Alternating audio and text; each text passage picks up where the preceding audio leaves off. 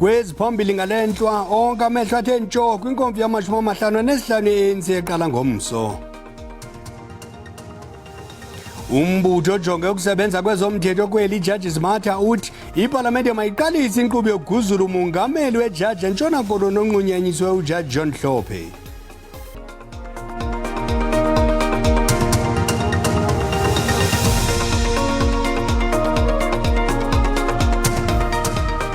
Inkosi mazole isicaka sithambile ndingaphosisanga amaseko mandigawulendwa warhuqa. Onke amehlo athe ntsho kwinkomfa yonyulo ye-ANC yama-55 eqalayo ngomso. NgoLwesibini lo mbutho wanyanzeleka ukuba ukhusele umongameli Cyril Ramaphosa epalamente. Ngoku kweentsuku zintlanu zale nkomfa lo mbutho uza konyula ubunkokheli obutsha nobuza kusa lo mbutho phambili. Ijongo ngabomvu inkomfa yonyulo ye-ANC yama-55 neza kuqala ngomso eNazareth eGauteng. Kule nkomfa kulapho lo mbutho ujonga ukuba uqhube njani kule minyaka emihlanu edlulileyo ze uphinde unyule ubunkokheli obutsha. Le nkomfa ihlala njengoko i-ANC ijongene nobunzima. Kwinkomfa edlulileyo lo mbutho wathabatha isigqibo sokuba bonke abo bajongene namatyala ezinkundleni kuza kunyanzeleka ukuba bathi kubucala kwaye oku kudala iyantlukwano phakathi kulo mbutho. I think we're going to have a good conference. We are going to try and get out of that conference united. We want to have a proper conference that is focused on policy discussions. I-ANC itsale nzima kakhulu kule minyaka emihlanu ukudala ubumbano phakathi kulo mbutho kwaye oku kuye kwabonakala ngethuba bekuvotwa ipalamente kuLwesibini kwingxelo yekomiti ezimeleyo ngomba wephalaphala. As a disciplined member of the ANC, I vote yes. Zwane MJ. Yes. Bahumapilo SOR. I vote yes. Elinyathelo lamalungu khange lihlale kamnandi kwaphela kubunkokheli balombutho. We have a party political system and people are here on the party list. Nobody contests a constituency, and therefore when we have discussions in the party and take decisions, they must be binding. Kusenjalo njengoko iqala lenkomfa ngomso ikamva lezinkokheli zikhoyo ze-ANC lisezandleni zabathunywa abayi-4,500. We must make sure that our people can see that we now have a decisive leadership that is focusing on implementation. Ngomso umongameli walombutho Cyril Ramaphosa ulindile ukuba avulele nkomfa ngokunika ingxelo yezopolitiko. Ukanti njengesiqhelo inkomfa ye-ANC itshayelelwa ngumsitho wesidlo nalapho abazimasi behlawula ngetafile nganye. Lo msitho ubanjelwe eNazareth kumazantsi eGauteng. Ngoku siqhagamshelana ngqo nomhleli wezopolitiko weliziko uMzwandile Mbeje. Mzwayi siyakwamkela. Khawusixelele zihamba njani izinto ngapho? Sibona kakhulu sibingelele nabalaleli njengoba ushilo lo mcimbi ubaluleke kakhulu njalo nje manje kunomsindo omkhulu njengenkomfa kaKhongolose kuyakube nesidlo ke esibukuthi lesidlo sandulela lo mcimbi. Yilapho phela abazama khona ukuthola izimali kosomabhizinisi abehlukene. Uzokhumbula ukuthi leli qembu linenkinga yezimali kuwo lonyaka abanye babasebenzi babo abakwazanga ukuthi bekhokhelwe. Kodwa ke ngokubona kwethu njengamanje uma ngabe sibheka abantu sebefikile futhi ke siyacabanga ukuthi esikhathini singeside kusuka manje bazokwazi ukuthi beqale. Shadu sixelele njengokusitsho usithi eyona nto iphambili ngesi sidlo kuqokelela imali ingaba mhlawumbi eyona tafile idurayo okanye ebiza kakhulu yimalini ekamongameli ukuya kwekasekela mongameli njalo njalo. Njoba usesishilo ke ukuthi lo mcimbi kahle kahle umcimbi wokuzocela imali. Into ke eyenzekayo ukuthi njengoba uzobheka nje amatafula uza kwethu uGqabi uzozama ukukhombisa amatafula akhona lapha nabantu asebeqalile ukuhlala kuwo. Amatafula ke la abiza kakhulu kodwa ke itafula elibiza kakhulu itafula elizohlala umongameli nesekela kamongameli. Lelo tafula ke lizobiza u1.2 million kusho ukuthi uma ngabe uzohlala eduze kamongameli ukhokhe u1.2 million ukuthi ke itafula liseduze kwalo kube likasekela mongameli lona uma uzohlala kulo u990,000 uzobona ukuthi ke ngokusho kwabo kusho ukuthi ke baqinisile ngempela mabethi bafuna ukuthi bethole imali ngenxa yokuthi vele banezinkinga ezibhekene nemali njengoba bese ngishile ekuqaleni ukuthi uzokhumbula ukuthi bake baze bahlupheka abangakwazi ngisho ukukhokhela abasebenzi babo. Shandu bekunqalwe abantu abangamakhulu amathathu apho ingaba kufikelele kwelo nani? Uma sikhuluma ke nokuyena ophethe iPPF okuyiyona ehlela lomcimbi uthe kulamatafula u300 adayise onke ulindele ukuthi ke wonke umuntu ebekhona uthe kumjabulisa kakhulu ukuthi abantu abenzanga njengakwi-policy conference uzokhumbula kwi-policy conference ukuthi amatafula ayengagcwele uthe luzothi mangabe seliqala lomcimbi amatafula wonke azobe egcweleke kodwa njengoba sesishilo ke sizobona mase kwenzeka siyavuya. Sithi Chochubeko Shandu Iindaba lo ngumhleli wendaba zopolitiko kwelijelo umzwandile Mbeje. Ukanti Sichithwe neendleko isimangalo samalungu e-ANC angaxolanga luluhlu labagqatswa abagaqele kungena kwikomiti ye-ANC yesigaba sikazwelonke. Lamalungu ebefuna uluhlu luthatyathwe njengolungekho mthethweni lubekelwe bucala. Batshola ngelithi inkqubo yokuchonga abagqatswa ibinamakhwiniba. Igqwetha lalamalungu advocate Fezeka Nagano licelele inkundla ukuba oluhlu alukho mthethweni ngelithi igqwetha elimele ANC kweli qityala licele inkundla ukuba isichithe sisicelo. I'm not satisfied that the application has been made out for urgency and the matter is struck off the roll with costs on an attorney-client scale. Ngamehlo athe ntshoko inkomfa yonyulo e-ANC yama-55 eqalayo ngomso kwiintsuku ezintlanu zale nkomfa lo mbutho uza konyula ubunkokheli obutsha nobuza kusa lo mbutho phambili. Ukanti ke uluntu luphawule kwikhasi lethu leWhatsApp ngelikulindeleyo kule nkomfa yonyulo e-ANC. Msasazi yona ndicacileyo phaya kuyolwa ngezikhundla. Yona nto icacileyo kule nkomfa zisikhundla nokungevani. Lena inkomfa yona nkomfa ezokhombisa nebonakalisa uqhekeko lwe-ANC. Siza kubona ubuso obutsha kwizikhundla ezithile phaya kwi-top 6 nakwi-NEC. Ngelishwa bukhona ubuso esizabubona babantu abebejobheka kwingcelo kaZondo apho ebeyalele ukuba baphandwe babanjwe kwaye babe kwityala. Kunzima ukuqagula ukuthi yini esilindele kule nkomfa njengoba sekungicacele ngokusobala ukuthi ke abekho abantu abamele iqiniso leSouth Africa. Kuyiwa nje kule nkomfa kuyaziwa ukuthi ke iSouth Africa ilindeleni nokuthi sindele yiphi imiphumela. Sekubona ukuthi ke uqiniso nobulungiswa bayabenza. Kazi kule nkomfa ye-ANC ezoba kusasa sola kusasa ngithi mina yike into engiyibona ezoba nomehluko kulezi ezokwenzeka lapha eNazareth. Kodwa into ezokwenzeka ukuthi nje abantu abathize bezobanga nje izikhundla bexabane bebode bewukhongolose. Msasazi ifikile imini ibikade ixelwa mna le nkomfa yombutho we-ANC ndiyibona nokuphuma kwelanga.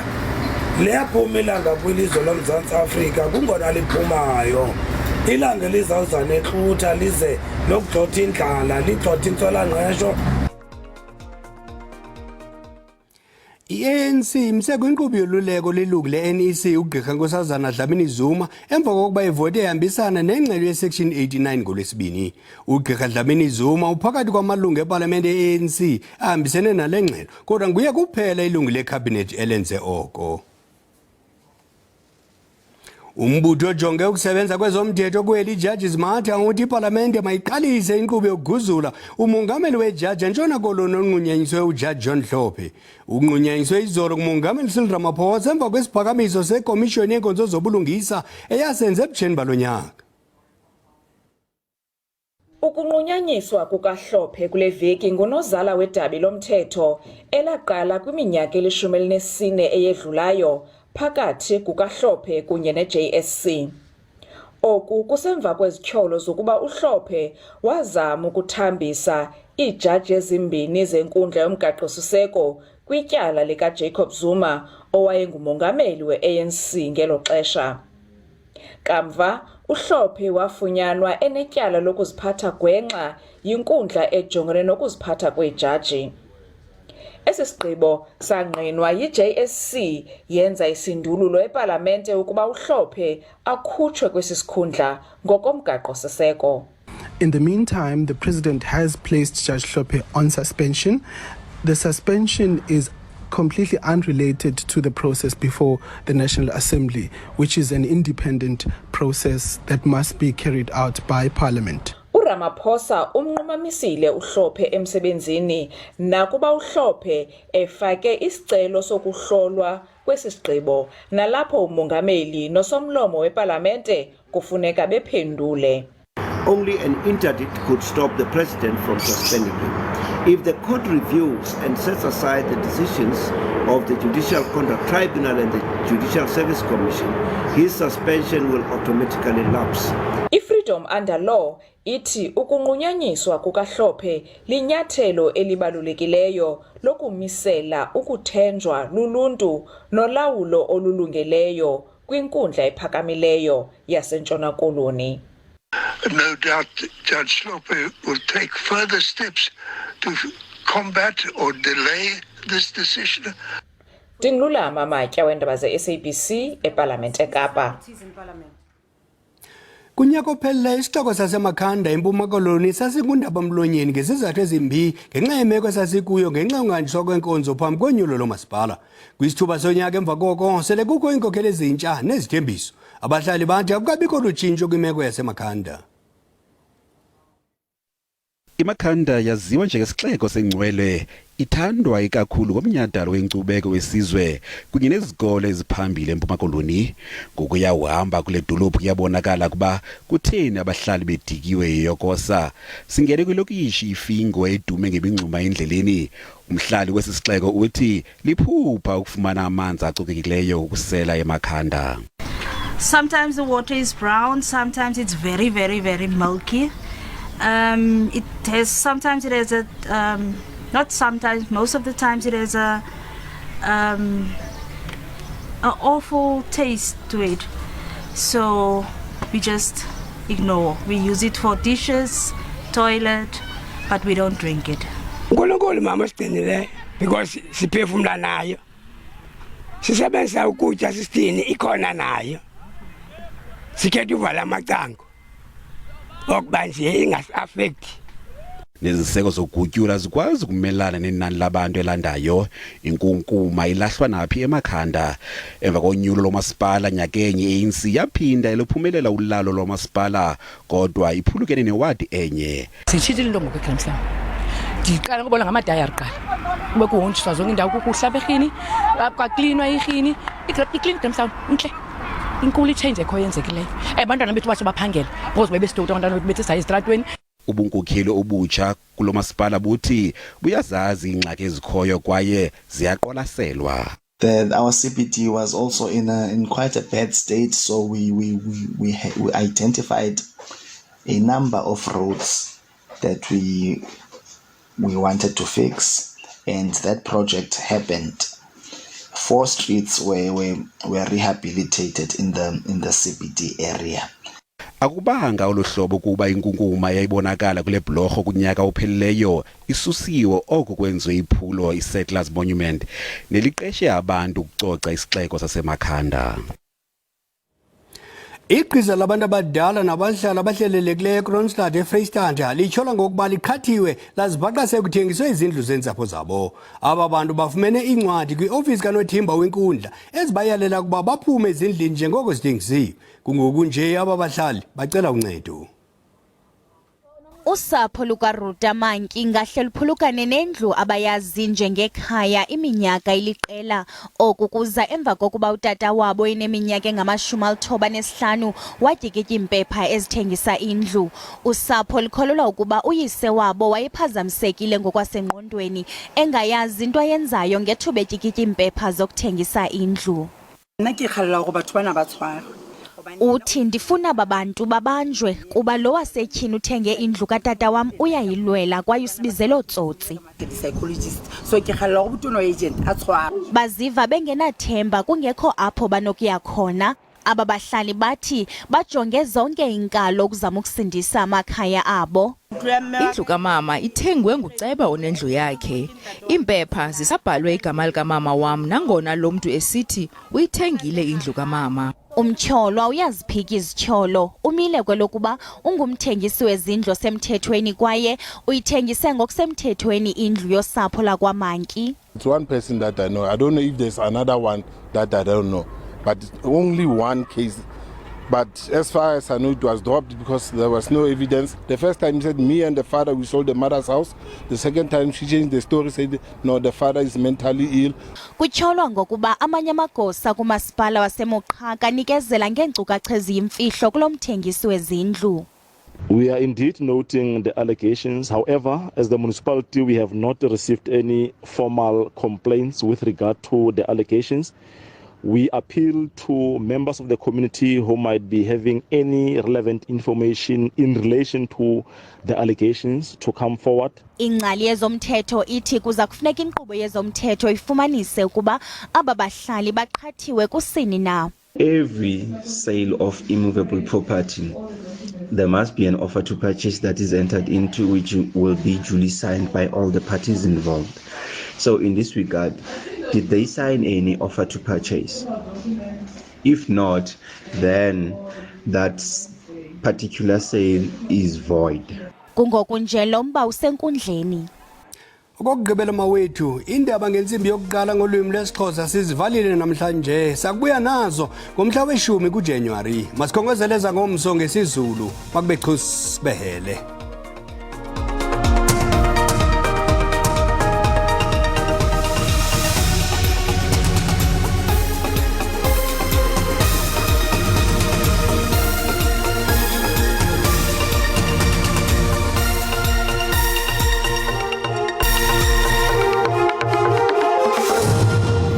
Ngasibini ke ezindabeni ndiyabulisa kwemzonto apha ekhaya kwamkele kaloku apha ke kudesika yethu yemozulu nansi ke eyakutshanje kokuqala masiqwalaseleni kaloku ingxelo yethu ke yemvula nomoya kutshanje khona ukusibekela kumandla kakhulu phantsi nje yonke impuma apha eMzantsi Afrika ngamandla pha kwelaphondo lase-Free State umoya ubhudla ngokuqatha futhi pha embindini eBloemfontein kanti amathuba emvula ke yathe xhaxhe ngaye la 60% kubeka kusibekele futhi pha kweLesotho amandla kwakhona pha kwelaphondo lasempuma koloni ngokumandla KwaZulu Natal ephondweni lempumalanga pha kumazantsi aseLimpopo napha ke phakathi kweJohannesburg nePretoria kwasekuseni futhi ngomso nazo zazibhaqo zenkungu namathuba emvula athe xhaxhe ngo-80% amazantsi eLimpopo ePretoria Johannesburg iFree State iphela kanti na-80% kwamathuba emvula kwakhona pha kumbindi ephondweni lasempuma koloni pha kogqibeka futhi isantya somoya seqatha phakathi kwebhisho eqonce naphaya ke eMthatha naso kaloku isilumkiso ke namhlanje semvula ezithanda uba ngamandla kakhulu pha ko-Northern Cape indawo ezininzi kwakhona pha kwimpuma yelizwe njengapha sempumalanga naphaya ke kumantla ephondweni laKwaZulu Natal ke nako kubukelo kwakhulumiswa kwakhona futhi ngomso emva kwemini sesantya siqatha